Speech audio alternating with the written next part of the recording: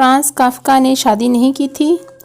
40 سال کی عمر میں وہ ایک دن برلن کے ایک پارک میں چہل قدمی کر رہے تھے جب انہیں ایک چھوٹی بچی ملی جو بہت رو رہی تھی۔ پوچھنے پر اس نے بتایا کہ اس کی سب سے پسندیدہ گڑیا کھو گئی ہے۔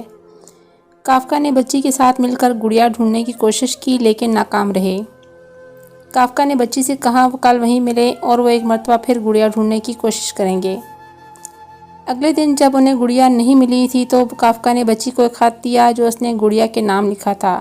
خط میں لکھا تھا کہ میری دوست رو مت، میں دنیا گھومنے جا چکی ہوں اور میں تمہیں اپنی حیرت انگیز سفر کے بارے میں بتاؤں گی۔ یوں ایک ایسی کہانی کی ابتدا ہوئی جو کافکا کی زندگی کے اختتام تک جاری رہی۔ بچی سے ملاقاتوں کے دوران کافکا اس گڑیا کے خطوط پڑھتے جس میں حیرت انگیز سفر اور مزے مزے کی کہانیاں ہوتیں، جسے وہ بچی اپنی گڑیا کے خطوط سمجھ کر پڑھتی اور اسے دلی سکون ملتا۔ بالآخر ایک دن کافکا نے اس بچی کو ایک گڑیا لا کر دی اور کہا کہ اس کی گڑیا دنیا کے سفر سے برلن واپس آ گئی ہے۔ بچی نے کہا یہ گڑیا تو بالکل بھی میری گڑیا جیسی نہیں لگتی۔ کافکا نے بچی کو ایک اور خط دیا جس میں گڑیا نے لکھا تھا کہ دنیا بھر کے سفر سے میں تبدیل ہو گئی ہوں۔ چھوٹی معصوم بچی نے گڑیا کو گلے سے لگایا اور خوشی خوشی اپنے گھر لے گئی۔ 1 سال بعد کافکا کی موت ہو گئی۔